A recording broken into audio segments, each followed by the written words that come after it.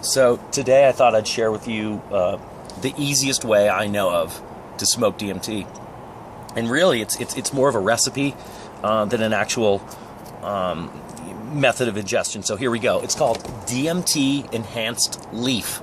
This is DMT impregnated leaf, and here's the headlines, folks. Basically, we get DMT to go into solution. In this case, 91% isopropyl alcohol. Then we add plant matter, dried plant matter of your choosing, chamomile tea in this instance, to that solution and let it evaporate away over the course of a week or 2 weeks or however long it takes. So again, the bullet points here is DMT goes into an alcohol solution, you add plant matter, you let it evaporate, you're left with dried plant matter with DMT impregnated into it. What you just created, excuse me, what you just created, you can roll joints with it, fill bongs with it, bowls, one-hitters, vaporize it, do whatever you want with it. I use 1 gram of DMT to 1 gram of chamomile tea. This makes for a potent product that I can distribute to people with confidence, knowing that, you know, one small cone fill will will offer the breakthrough experience. I keep the ratio of DMT to plant material 1 to 1. It doesn't have to be 1 gram to 1 gram. You could use a half gram to a half gram, quarter gram to quarter gram. Just realize that the smaller batches you make, some of the plant material in DMT solution is going to dry and stick to the glass that you use. If you do multiple batches, this is no problem because you're constantly redissolving the waste from the previous batch, so you're always getting that back and leaving a little behind, so it's a give and take. Or if you just do one big batch, what you leave behind is negligible compared to the amount that you end up with on a larger batch.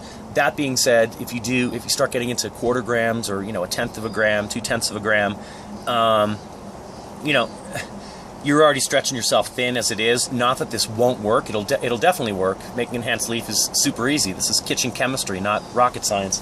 But keep in mind that some will be left behind in the glass, and when you get down to 1/10 of a gram or 2/10 of a gram, leaving stuff behind at the end of the glass. The more you handle this stuff, the more you leave behind on the razor blade, the glass, the piece of paper, the side of the bowl. The more you touch DMT and even enhanced leaf, you're leaving stuff behind. So just keep that in mind if you're using really, really small quantities to pay attention to your loss. That being said, I keep the ratio 1 to 1, so I have a predictable product. It's easy to eyeball. The potency is predictable from batch after batch, and like I said, less is more, or maybe I didn't say that. Less is more, and you can start small and work your way up. I know Terence McKenna was famous for talking about the 3 hits kind of ramping your way up into the DMT breakthrough. Now, he may have been limited by, number one, smoking pure DMT freebase out of a crack pipe and not knowing about enhanced leaf or being adverse to mixing it with other herbs. I'm not really sure, but he always advocated the 3-hit technique, or sometimes you'd say 2 could get you there, but for most people it would be 3. So in this case, with the enhanced leaf, you can either pack smaller little single toke size rips and stair-step your way up there. You know, rip 1, you'll hear the body high, this anesthesia type feeling, that ringing in your ear. You could quickly pack a couple more flakes of this enhanced leaf and take a second rip and get to the part where you start to see swirling mandalic patterns and almost this, what I call the welcoming dance of these. They're not entities, they're not starfish, they're not swirling patterns, they're not the background, they're not individual, they're everything I just described all at once, and they begin to welcome you and form a space and form this invitation and check your psyche and check your mind. And I honestly think they're beginning to create the trip and see, like, you know, what can this dude's mind handle? Where's he at? What does he need right now? Does he even want to do this? Is he sure about this experience? That's the exchange I always get at that second toke portion. And then the third one is the breakthrough, where it's almost like cresting a wave, or the moment right before orgasm where you're like, up here we go, or like just going over the roller coaster, and then it can turn into really anything like that, a vortex tunnel, ending up in a room, immediate entity contact, spinning down fractals from one universe to another universe.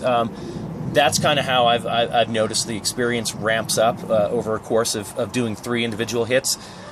With the enhanced leaf, you can pack 1 giant bowl, let out all your air, and take down 1 giant fucking rip and blow through these stages where, like, you're barely aware of even this fucking noise coming on in your head. You feel weird for a second.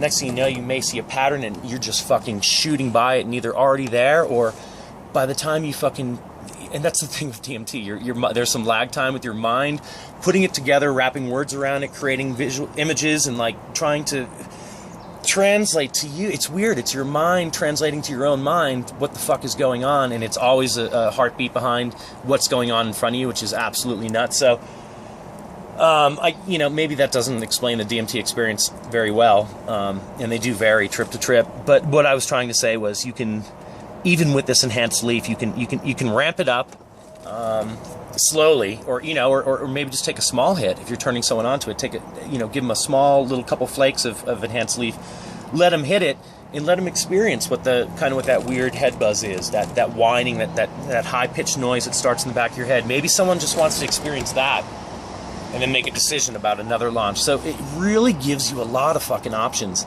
So I hope you enjoyed my enhanced leaf video.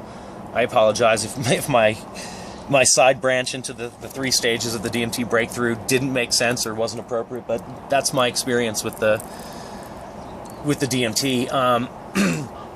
This video was about enhanced leaf, obviously. I'm going to do more. I want to do trip reports. I'm not really interested in doing techs or like actual recipes or filming myself, either trying to make DMT or making enhanced leaf or whatever. I have no interest in really doing that.